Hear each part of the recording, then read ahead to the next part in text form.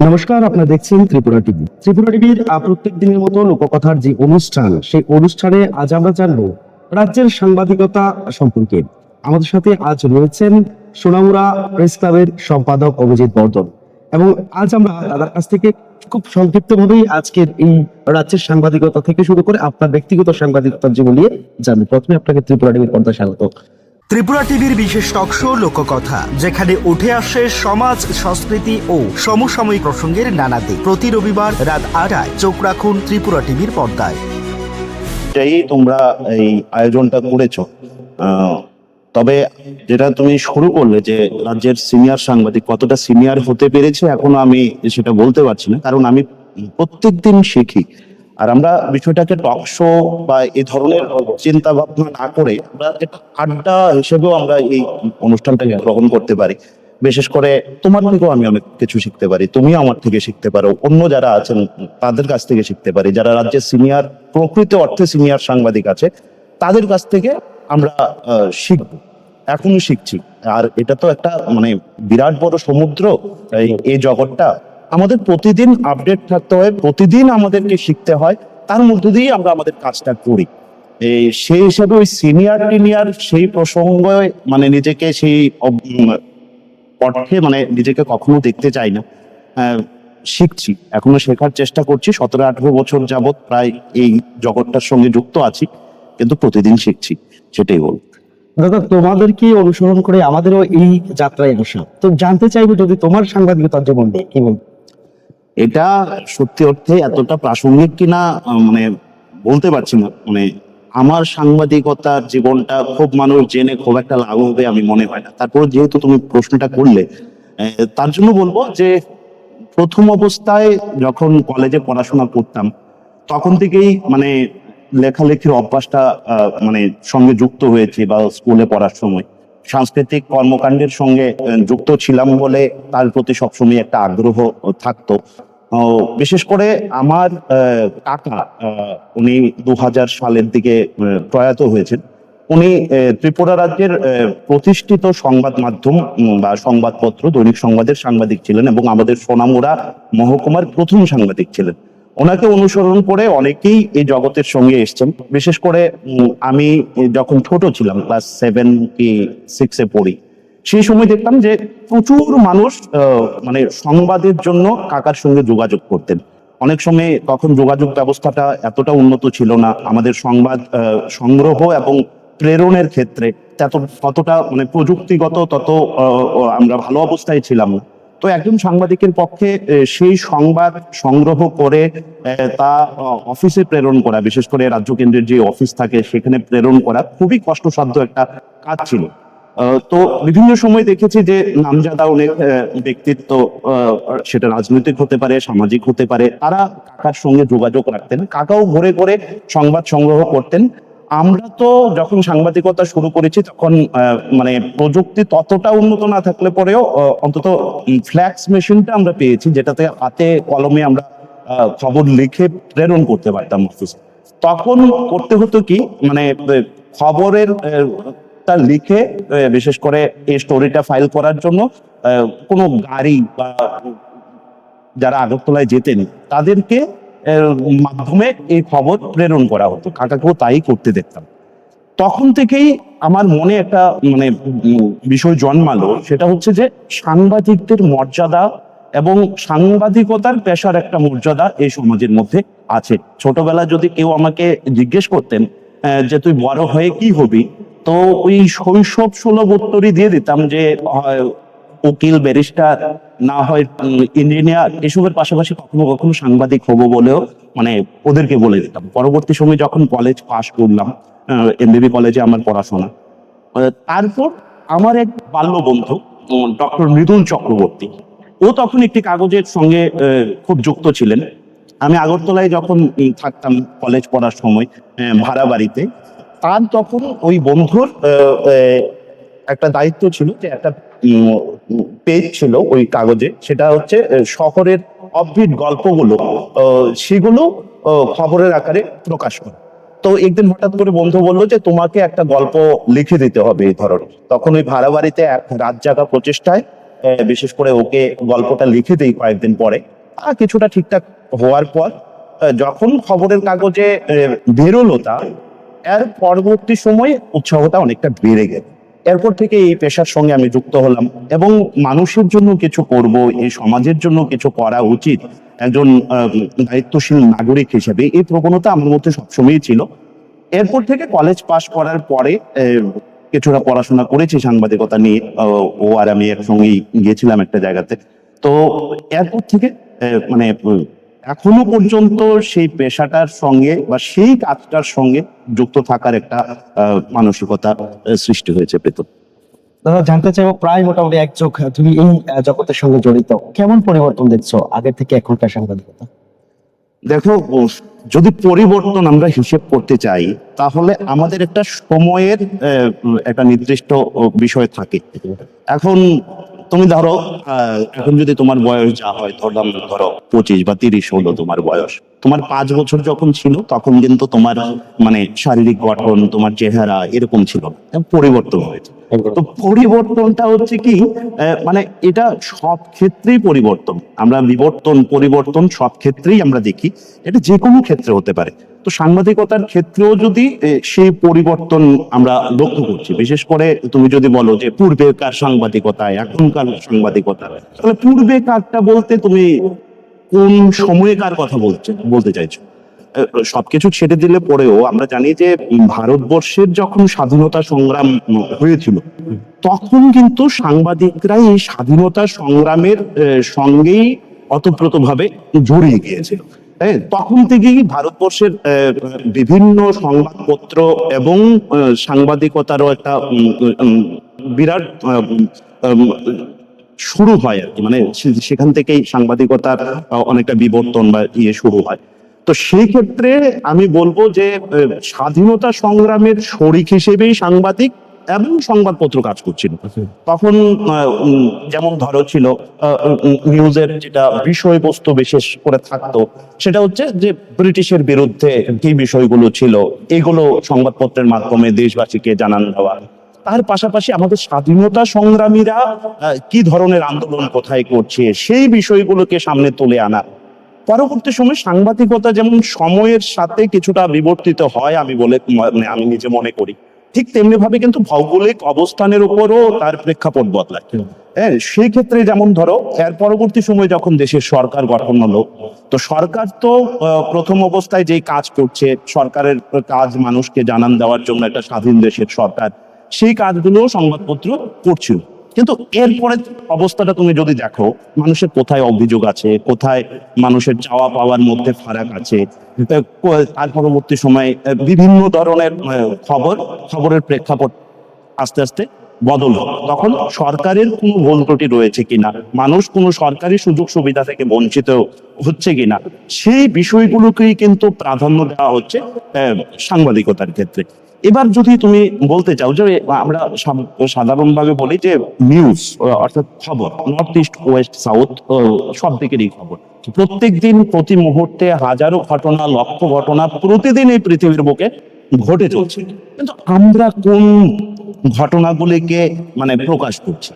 আমরা প্রকাশ করছি ধরো প্রশাসন কেন্দ্রিক কিছু খবর আমরা প্রকাশ করছি, যেমন ধরো এটা সিভিল অ্যাডমিনিস্ট্রেশন হতে পারে, ডিএম অফিস কেন্দ্রিক খবর প্রকাশ করছি। তার পাশাপাশি রাজ্য কেন্দ্রের যদি তুমি মানে ভাবনায় থাকে, তাহলে সেটা বলবো যে মন্ত্রিসভার কোনো সিদ্ধান্ত মানুষের স্বার্থে নিল কিনা, বা কোনো একটা দীর্ঘদিন যাবৎ মন্ত্রিসভা সিদ্ধান্ত নিয়েছে তা ইমপ্লিমেন্ট হচ্ছে কিনা, সেই বিষয়গুলো দেখি। আবার খবর কিন্তু এটাও যে দেশের সরকার আমাদের রাজ্যের স্বার্থ সংশ্লিষ্ট কোনো বিষয়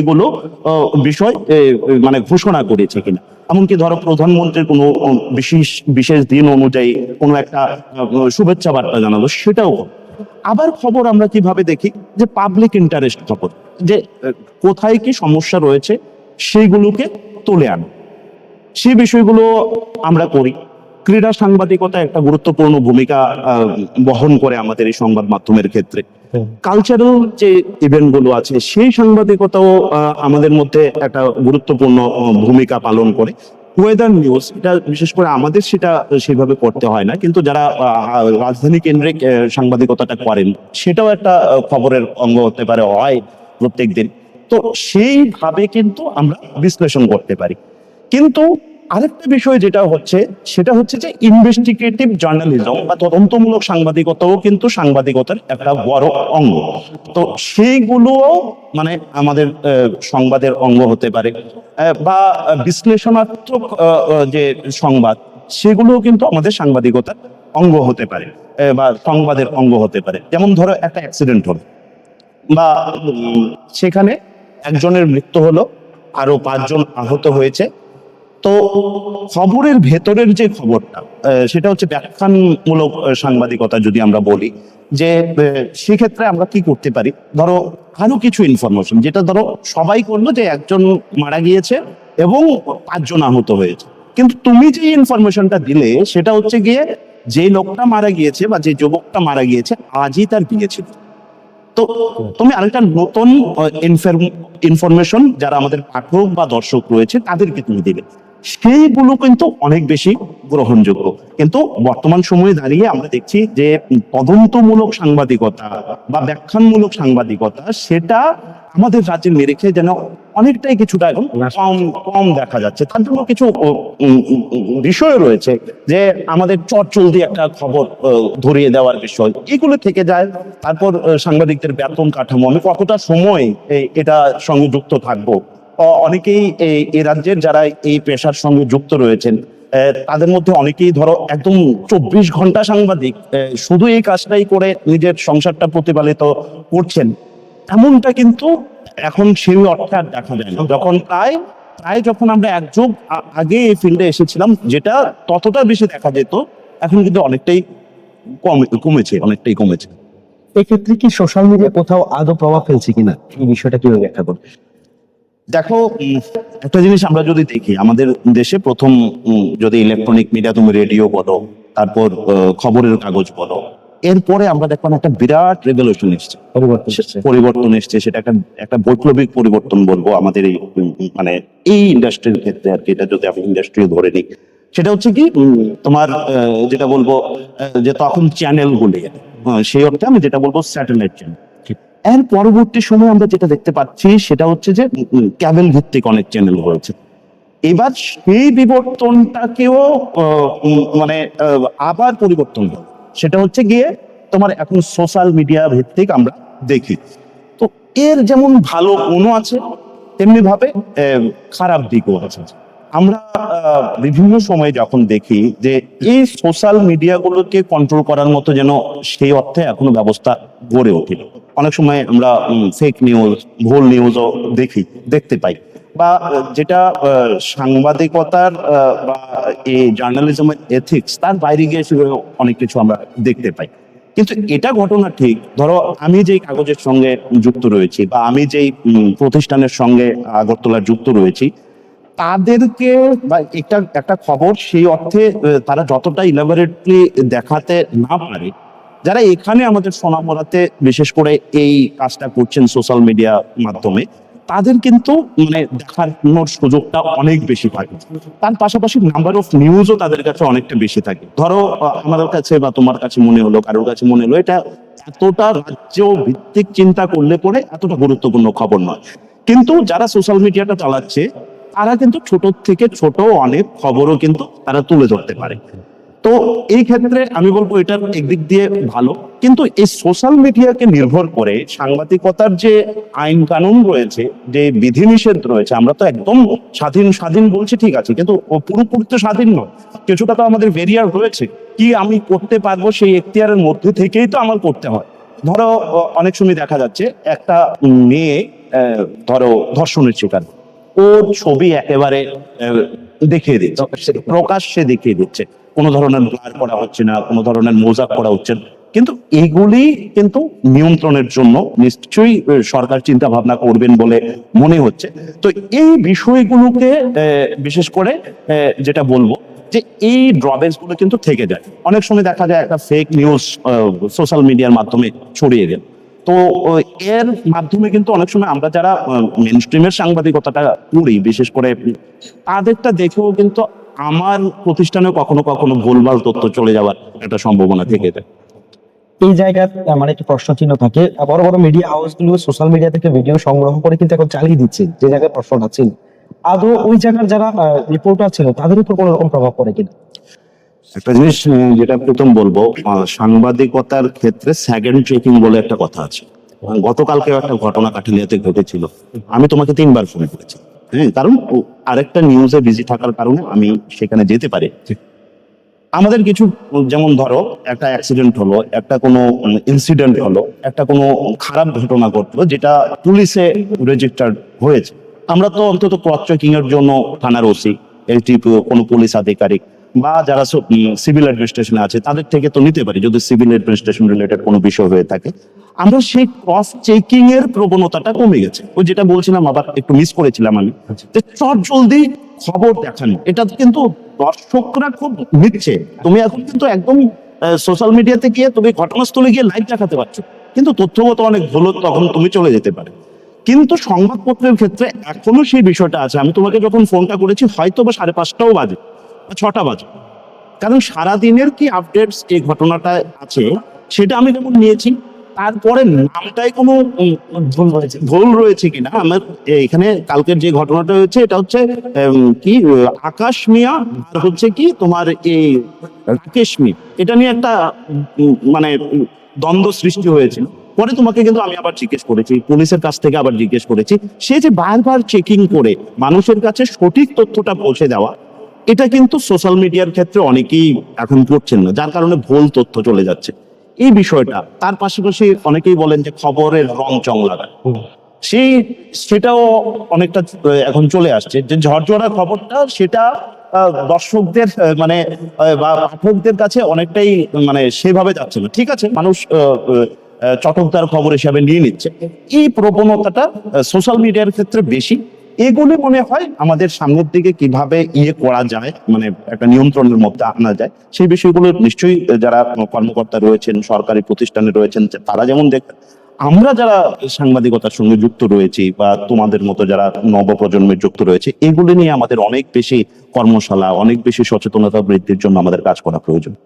না, প্রশ্ন ছিল হাউসগুলো নিচ্ছে, বড় বড় হাউসগুলো কিন্তু এমন তথ্য চট জলদি সংগ্রহ করে, আপনি স্থানীয় রিপোর্টার ছিলেন, আপনার থেকেও কিন্তু না নিয়ে ওই সোশ্যাল মিডিয়া থেকে সংগ্রহ করে নিউজ কভার করছে। এই ক্ষেত্রে একটা বিরূপ প্রতিক্রিয়া কখনো কখনো সৃষ্টি হয় কিনা? বড় বড় হাউসগুলো তো নিশ্চয়ই, আমি তো সেটাই বললাম যে শুধুমাত্র হাউস না, শুধুমাত্র আমরা যারা গ্রামীণ সাংবাদিকতা বা জেলা স্তরের সাংবাদিকতা, মহকুমা স্তরের সাংবাদিকতার সঙ্গে যুক্ত রয়েছি, শুধু আমাদের না, এটা সবারই ক্রস চেকিং করা প্রয়োজন। যারা রাজ্য কেন্দ্রে বসে রয়েছে সেটাও কিন্তু ক্রস চেকিং করা প্রয়োজন। একটা ভুল তথ্য গেলে পরে সেই সাংবাদিকের সমাজে পরবর্তী সময় যখন দ্বিতীয় আরেকটা নিউজ কভার করার জন্য যাবে, তার গ্রহণযোগ্যতা নিয়ে প্রশ্ন উঠবে, সেই বিষয়টা নিশ্চয়ই সবার দেখা দরকার, সবার। আর যেহেতু প্রত্যেকটা প্রতিষ্ঠানের প্রত্যেকটা মহকুমাতে প্রতিনিধি আছে, সেক্ষেত্রে একটা ক্রস চেকিং ওর কাছ থেকেও করে নেওয়া প্রয়োজন। কারণ আমি আগরতলায় ধরো বসে রয়েছি, আমার পক্ষে সোনামুড়ায় কোন জায়গাতে কোন গ্রামে কি ঘটনাটা ঘটেছে একদম সঠিক তথ্য পাওয়াটা একটু মুশকিল, একটু কষ্টকর। সেই ক্ষেত্রে আমি যেহেতু প্রতিনিধি বা তুমি যেহেতু প্রতিনিধি, তো তোমার কাছে মানে মানুষের কানেক্টিভিটিটা যেমন থাকবে, তোমার কাছে ফোর্সটাও কিন্তু থাকবে, নিশ্চয়ই ক্রস চেকিং করা দরকার। একেবারে যদি একটু অন্য প্রসঙ্গে যাই, স্বাধীনতার এত বছর পর এখনো কখনো কখনো আমরা সাংবাদিকদের উপর হামলা বা মিডিয়া হাউসগুলোর উপর হামলা দেখতে পাই, এই বিষয়ে কি বলবো? দেখো, সাংবাদিকতা বিষয়টাই হচ্ছে খুব চ্যালেঞ্জিং একটা বিষয়। আমরা তা জেনেই কিন্তু এই পেশাতে আসি, বিশেষ করে যাদের মধ্যে মানে সামাজিক দায় দায়িত্ববোধ আছে, সত্যনিষ্ঠ একটা ভাবনা আছে, মানুষের এবং সমাজের যারা প্রান্তিক অংশের মানুষ আছেন তাদের জন্য আমরা যারা কিছু করতে চাই, তারাই কিন্তু এই পেশাটাতে আসে। শুধুমাত্র মানে স্বাধীনতা খর্ব করা, এটা কিন্তু মানে কখনো কখনো ঘটে থাকে। তুমি দেখো, আজ বোধহয় আমার যতটা তথ্য জানা আছে, যে ভারতবর্ষের মতো প্রায় 2.5 লক্ষেরও উপর বেশি সংবাদপত্র আছে, তারপরে তো ওরা চলছে। কখনো কখনো কোনো মিসক্রিয়ান্ট যারা আছে, দুষ্কৃতিকারী আছে, তাদের বিভিন্ন সব সমস্যার মুখোমুখি তাদের হতে হয়, যারা বিশেষ করে মিসক্রিয়ান্টদের দ্বারা সাংবাদিকদের বা সংবাদ মাধ্যমকে।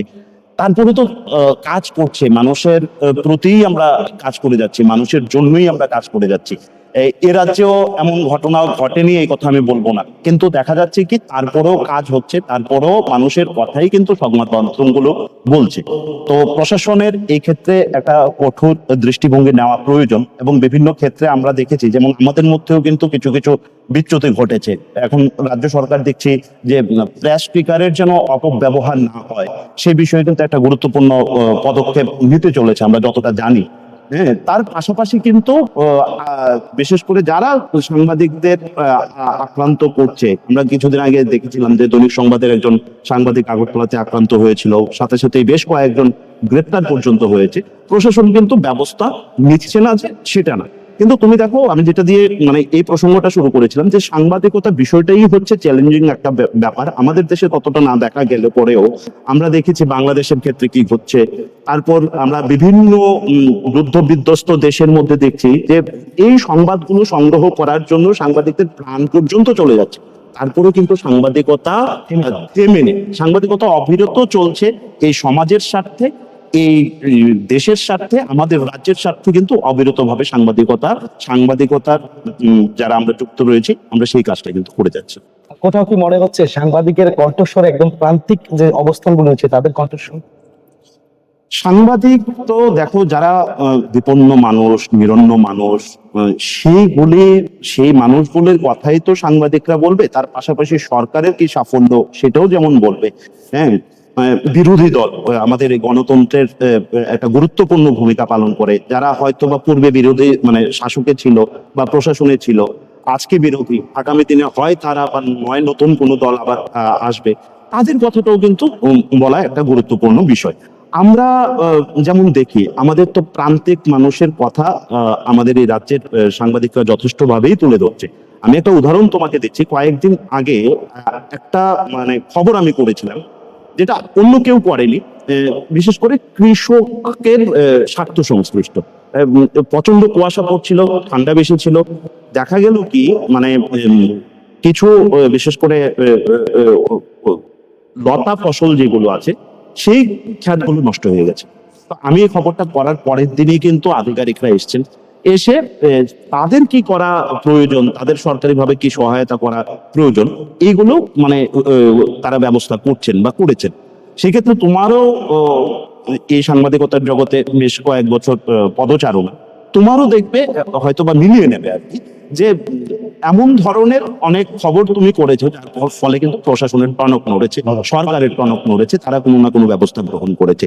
এটাই তো হচ্ছে মানে আসল সাংবাদিকতা, এই কাজটাই তো করা সাংবাদিকদের প্রয়োজন।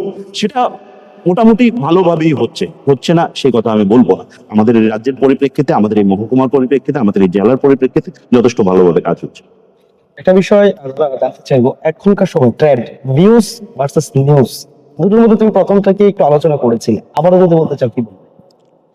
দেখো, ভিউজ করার জন্য আমি একটা খবরকে বিভিন্নভাবে করতে পারি। দেখো, একটা জিনিস হচ্ছে আমি তোমার সামনের দিকটা দেখছি, এখন তুমি আমার দিকে তাকিয়ে আছো, এটাও আমি দেখছি।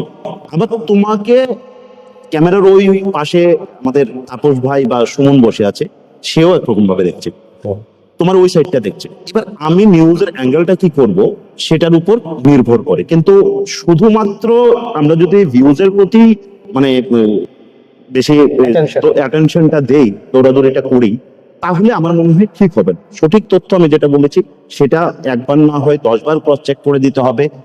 সঠিক তথ্যের ভিত্তিতেই কিন্তু সংবাদ তৈরি হয়। এখন তো অনেক সময় দেখি যে আমরা যেটা 5টা ডাব্লিউ যেটা জানি কখন কোথায় কিভাবে হয়েছিল, এই বিষয়গুলো অনেকে এড়িয়ে যায়।